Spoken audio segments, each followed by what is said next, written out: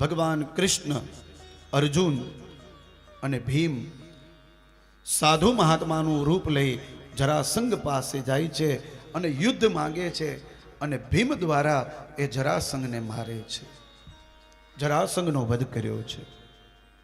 એક વખત ભરે સભામાં બધા બેઠા છે અને ત્યારે યજ્ઞની તૈયારી થાય છે, પણ આ યજ્ઞમાં પેલી પૂજા કેની કરવી? એટલે બધાએ એમ કહ્યું, અરે જરાસંઘના દીકરાએ ઊભા થઈને પણ એમ કહ્યું કે પેલી પૂજા તો કૃષ્ણની થવી જોઈએ. પણ એ સભામાં પેલો શિશુપાલ બેઠો હતો, ઊભો થયો અને ન બોલવાના શબ્દ કૃષ્ણને બોલવા લાગ્યો. 100 અપરાધ કર્યા છે, 100 ગાળો આપી છે ભગવાનને, અબ શબ્દ બોલ્યો છે.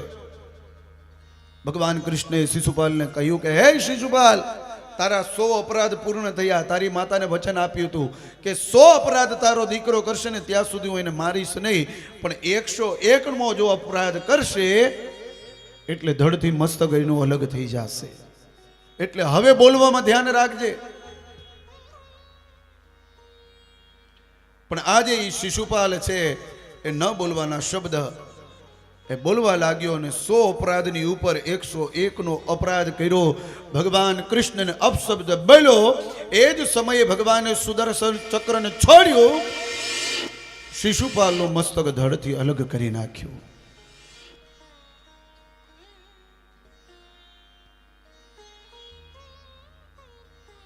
તો રાજસુ યજ્ઞમાં પહેલી પૂજા ભગવાન કૃષ્ણની થાય.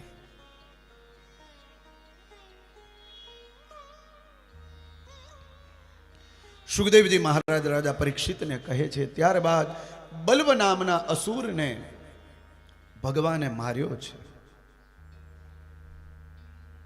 અને હવે સુખદેવજી મહારાજ રાજા પરીક્ષિતને સુદામા ચરિત્રની કથા કહે છે કે ભગવાન જ્યારે સાંદીપની વિદ્યાનિકેતનમાં ભણવા માટે ગયા ને ત્યારે એક એના મિત્ર બન્યા છે અને એનું નામ છે સુદામાજી. કૃષ્ણસ્યાસિત સખા કશ્ચિત બ્રાહ્મણો બ્રહ્મવિત્તમઃ વિરક્ત ઇન્દ્રિયાર્થેષુ પ્રશાંતાત્મા જીતેન્દ્રિય યદૃચ્છયોપપન્નેન વર્તમાનો ગૃહાશ્રમે તસ્ય ભાર્યા કુચેલસ્ય સૂક્ષ્મા મા ચ તથા વિધા. સુખદેવજી મહારાજ રાજા પરીક્ષિતને સુદામા ચરિત્રની કથા કહેતા કહે કે જ્યારે ભગવાન કૃષ્ણ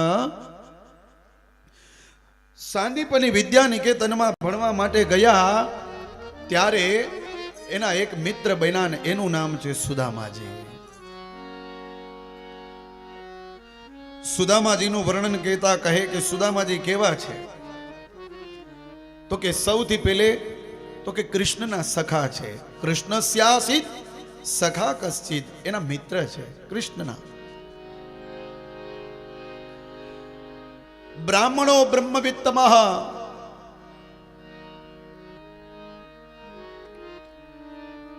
ખૂબ જ તેજસ્વી છે, જ્ઞાની છે સુદામાજી. એનાથી વિશેષ તો કે વિરક્ત છે. સુદામાજીએ એક સંકલ્પ લીધેલો છે મનથી કે હું કોઈની પાસે હાથ લાંબો નહીં કરું. અયાચક વ્રત લીધું છે સુદામાજીએ. ભાગવતજીમાં અને ઘણી બધી જગ્યાએ આપણે એવું સાંભળ્યું છે કે સુદામા એટલે ગરીબ બ્રાહ્મણ. પહેલી વાત તો આપણા મગજમાંથી કાઢી નાખો, બ્રાહ્મણ કોઈ દિવસ ગરીબ હોતો નથી અને ગરીબ હોય ની બ્રાહ્મણ હોતો નથી. બોલો રાધે રાધે.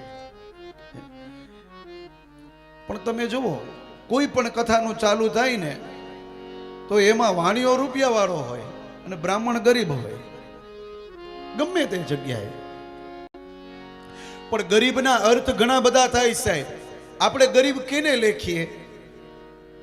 તો કે જેને પહેરવા માટે કપડાં નથી, રહેવા માટે ઘર નથી, ખાવા માટે ખીચડી નથી, ભિક્ષા માગે ઘરે ઘરે, એને આપણે ગરીબ લેખીએ.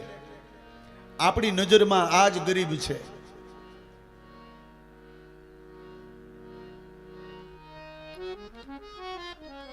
પણ શાસ્ત્રીય નજરમાં તમને કહું ને તો ગરીબ કેને કહેવાય? કે ગમે એવા મોટા મકાનમાં રહેતો હોય, મહેલમાં રહેતો હોય, ગમે એવી મોંઘી ગાડીમાં ફરતો હરતો હોય, ગમે એટલું ધન હોય, પણ એના ઘરમાં ભગવાનની જે પૂજા નથી કરતો ને, જે નિત્ય સંધ્યા પૂજા અર્ચના નથી કરતો ને, એ મોટામાં મોટો ગરીબ છે. પણ અહીંયા સુદામાજી તો 3 ટાઈમ સંધ્યા કરે, પ્રાતઃ સંધ્યા, મધ્યાહન સંધ્યા અને સાયમ સંધ્યા. પરીક્ષિત મહારાજ કહે આ 3 ટાઈમ સંધ્યામાં એમનો સમય કાઢે છે, તો પછી કઈ કામ ધંધો? સુખદેવજી મહારાજ કહે કોઈ કામ કરતા નથી. તો એના વિવાહ થયા છે કે નથી થયા? બોલે વિવાહ થયા છે, એની પત્નીનું નામ સુશીલા છે અને 2 બાળકો પણ છે. તો ઘર ગુજરાત કેવી રીતે ચલાવે? બોલે પૂજા અર્ચના કરે અને એમાં ગામમાંથી કોઈ સીધો આપી જાય તો એ સીધાનું ભોજન બને અને ભોજન ગ્રહણ કરે. પણ સીધો કાંઈ દરરોજ કાંઈ થોડો આવે બ્રાહ્મણને ત્યાં? દરરોજ ન આવે. એ તો એવી તિથિ હોય, સમય હોય, તહેવાર હોય તો આપણે બ્રાહ્મણને સીધો દેવા માટે જઈએ. તો જ્યારે સીધો આવે ત્યારે સુદામાજીના ઘરે ચૂલો પ્રજ્વલિત થાય ને ભોજન બને, અને જ્યારે સીધો ન આવે એ દિવસે ભોજન ન બને અને 4 જણા ભૂખ્યા રહીએ. આવા સુદામાજીનું ચરિત્ર બતાવ્યું છે. પણ આટલી ગરીબાઈ હોવા છતાં પણ સુદામાજી કોઈ પાસે હાથ લાંબો નથી કરતા, એટલા માટે સુદામાજીને અહીંયા વિરક્ત કહેવામાં આવ્યું છે. કોઈ આશા નહીં, કોઈ તૃષ્ણા નહીં.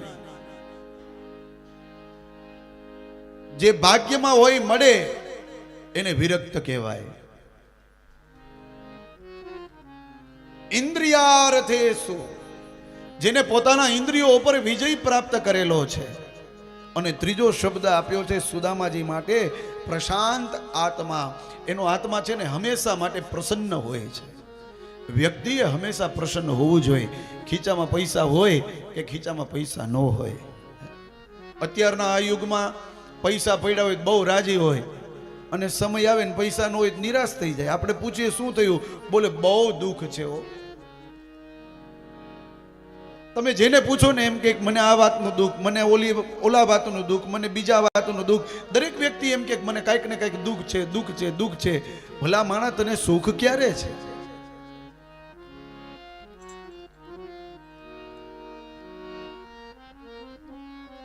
પણ સુદામાજી સુખમાં પણ આનંદમાં છે ને દુઃખમાં પણ આનંદમાં છે, જેનું મન હંમેશા માટે પ્રસન્ન છે. સાહેબ,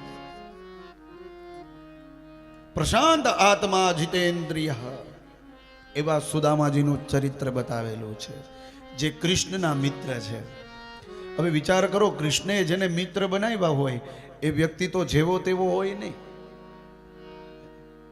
તો જ કૃષ્ણએ મિત્ર બનાવ્યા હોય ને. પાછું એક બીજું વિચારવા જેવું એ છે કે કૃષ્ણ એ તો દ્વારકા નગરીનો માલિક, સુવર્ણની નગરીનો માલિક, અને આ સુદામા તો કે પોરબંદરમાં રહે અને એક ગરીબ બ્રાહ્મણ છે.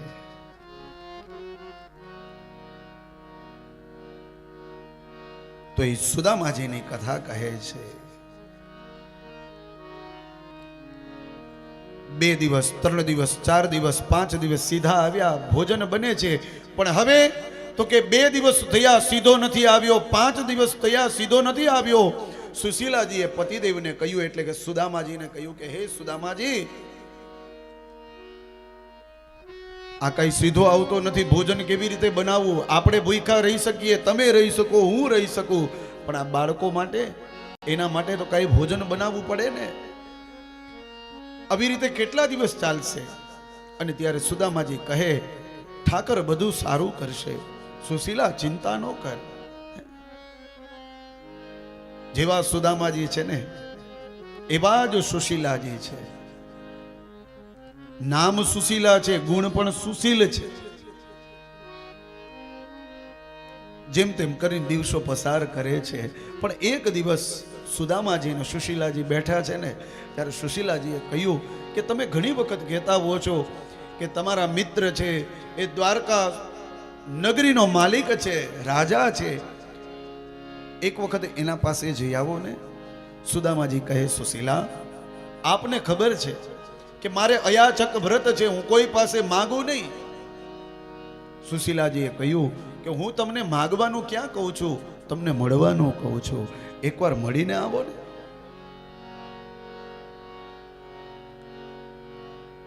સુશીલાજી કહે ને થોડી વાર હા પાડે કે હા ચાલુ મળીને આવું છું. વરી પાછા બેસી જાય ને કહે કે નથી જાવું, આજે મળવા નથી જાવું, આજે મળવા નથી જાવું. એમ કરીને સમય પસાર કરે. પણ હવે તો બન્યું છે એવું, 8 દિવસ થયા છે, સીધો આવ્યો નથી અને ઘરમાં ભોજન નથી બન્યું. બાળકો એમ કહે, માં ભૂખ લાગી છે. અને ત્યારે ચૂલા પર ગરમ પાણી મૂકી દે એ સુશીલા, અને એમાં ચમચો ખકડાવે ને કહે બાળકોને, બેટા આ ભોજનમાં જઈને કહ્યું કે હે પતિદેવ, હવે કંઈક કરો. તમે એક વખત તમારા મિત્રને મળીને આવો. મારી એવી ઈચ્છા છે કે તમે મળીને આવો. સુદામાજીને જેમ તેમ તૈયાર કરે, પણ સુદામાજી જવાની તૈયારી કરે ને સુશીલાને કહે નથી જાવું. સુશીલાજી કહે કેમ નથી જાવું? બોલે કોઈના ઘરે જઈએ ને ત્યારે ખાલી હાથે જવાય નહીં, કંઈક લઈને જવું પડે.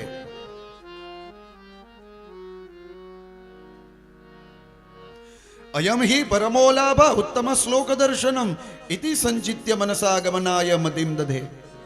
કોઈના ઘરે જઈએ ને તો ખાલી હાથે ન જવાય. જેમ આપણે ત્યાં બાળકો છે, એ કૃષ્ણને બાળકો હશે અને હું ખાલી હાથે જાઉં, કૃષ્ણ એમ કહે દાદા આવ્યા, અને દાદા બાળકો માટે કાંઈ લઈ ન જાય, એ શોભે ખરા? મારા બાળકોને ભોજન કરાવી શકું એવી મારી પરિસ્થિતિ નથી, તો એ કૃષ્ણ એ સુદામાના એ કૃષ્ણના બાળકોને હું શું ખવડાવીશ, શું આપીશ? અને ત્યારે સુશીલાજી ગયા છે આજુબાજુના ઘરમાં. યાચૈતવા ચતુરો મુષ્ટિન વિપ્રાન પૃથુક તંડુલાન. આજુબાજુમાંથી 4 મુઠ્ઠી પૌવા લઈ આવ્યા. અને ઘરમાં કોઈ પાત્ર તો એવું હતું નહીં કે એમાં પધરાવે, પણ ઘરમાં અલગ અલગ વસ્ત્રના ટુકડા હતા, એને સોય દોરાથી સાંધે છે, મોટું વસ્ત્ર બનાવે અને એની અંદર પૌવા રાખ્યા, એની પોટલી બનાવી, લાકડીમાં લટકાવી અને લાકડી આપી સુદામાજીને. સુદામાજીને કહ્યું, પતિદેવ અલ્યો આમાં પૌવા છે, તમે કહ્યું ને ખાલી હાથે ન જવાય, હવે આ ભર્યો હાથ છે, આ લઈને તમે જાઓ, દ્વારકાધીશને મળીને આવો. અને આજે સુદામાજી એ પોરબંદરમાંથી ચાલતા ચાલતા દ્વારકા જવા માટે નીકળ્યા છે.